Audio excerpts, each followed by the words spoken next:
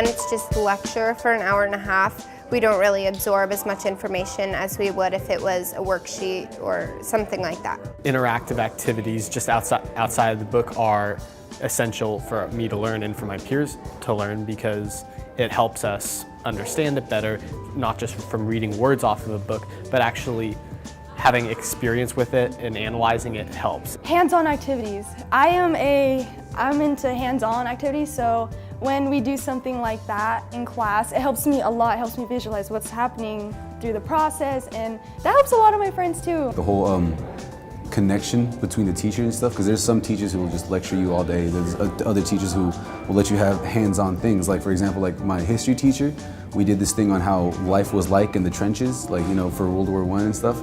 And so she had us actually set up our desks so we're like stacked on top of each other so that it simulated kind of trench warfare. And she turned off the lights and she turned up the AC and she made us like throw paper wads at each other and stuff just to like know what it was like. And just doing like group work, so it's not only your opinion and what you see, but people have their different opinions on stuff they do.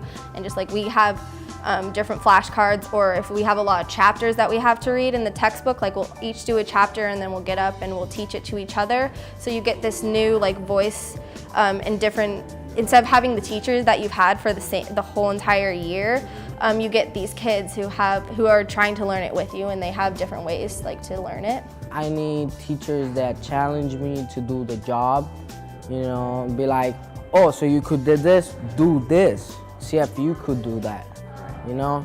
And then if I do it, I want a higher level, because the higher I get, the more I know and the more I could do. I'm more of a visual learner than I am an audio learner, so when the teacher's lecturing, I'll often take notes on most things they say, so I can just read it over and make more sense of it. Watching videos, going to museums, actually going outside and looking at places that actual history happened. If you're in Santa Rosa, go somewhere that like something important happened in Santa Rosa. If the teacher's willing to like open their hands and be your friend more than a big scary mean bully, then it'll be a lot friendlier experience, and the kids will actually want to participate, want to be more involved and enjoy being in their classroom.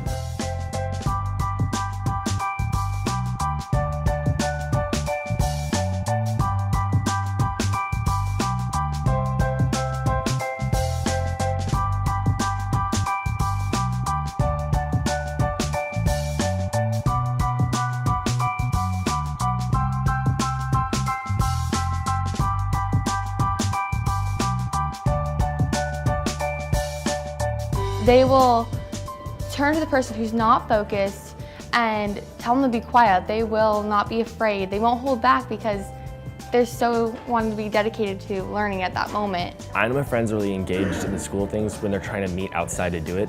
Not just saying like, oh, let's do this in class, when they're trying to get together outside. When they put their mind into it and they say, you know what, I'm gonna actually do it. I'm not here to mess around. I know my friends are engaged in school when they actually participate in it. For drama rehearsals, it's really time consuming and you have to be there. And all my friends, they always message each other. We always like post on Facebook or on social media to be on rehearsal on time. And that's how we know we are all connected to our school.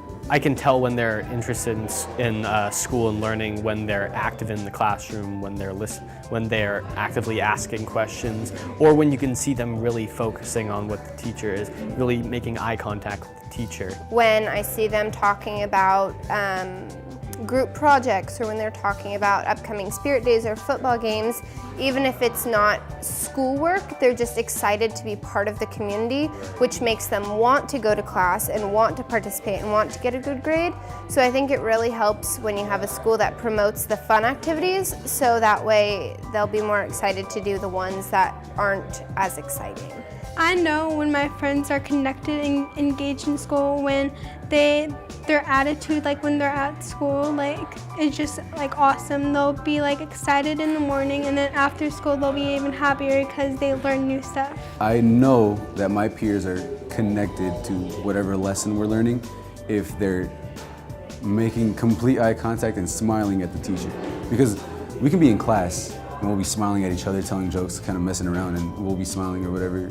But if the teacher can like tell some sort of little joke or like trying to get us to focus up enough to where we're like actually smiling at what's going on and we're listening and answering and engaged, you could feel the energy in the classroom change from everybody's just slumped in their seat trying to take a nap, from everyone being all involved and active in what they're doing. When I see my friends talking about the actual class and how interesting it was, like saying, oh, like I learned this new fact about history, or I learned that if you put acid in a penny or something, it'll turn it into goldish looking penny instead of bronze.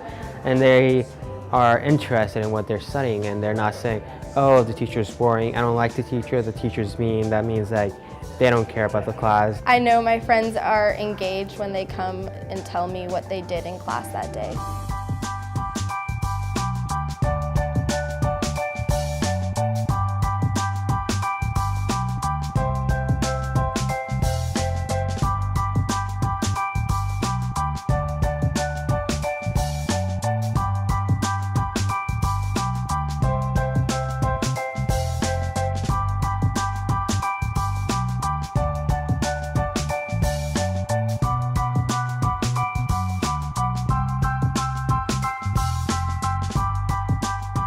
I personally don't know a lot about the college application process or what I need to get into certain schools or how any of that works.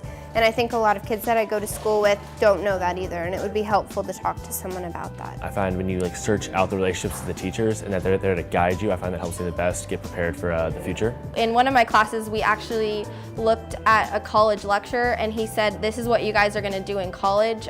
This is what you guys are going to learn have to do, and you're also going to have to take the information, like stuff we've learned all year, and try to figure out how to put it together to get the answer. Well, I need to make sure that I strengthen all of my subjects so that I'm certain that I know that I passed the class and that I passed it knowing everything, so that if something comes back up in a college class, then I will know it already.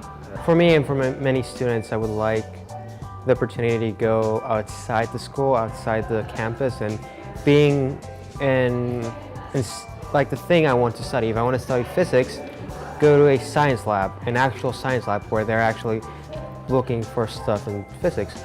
If you want to be something in medical field, be in a hospital for a day or two and actually get credit, high school credit there, or making like an actual class. I would need a lot of moral support.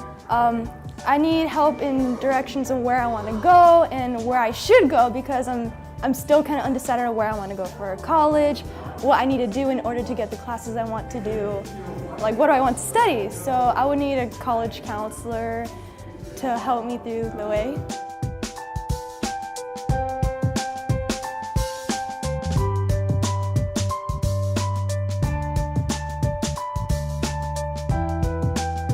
Being a part of the Student Voice Collaborative means a lot to me. You guys came to our school and individually handpicked us, and so you kind of just stand out from the crowd, you know, you're not just like another student.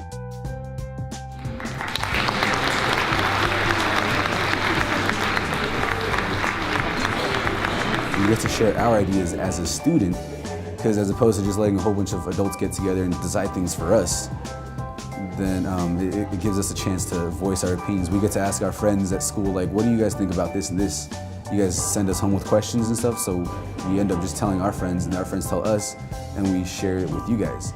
And so that I feel that connection between the adult world and the young adult world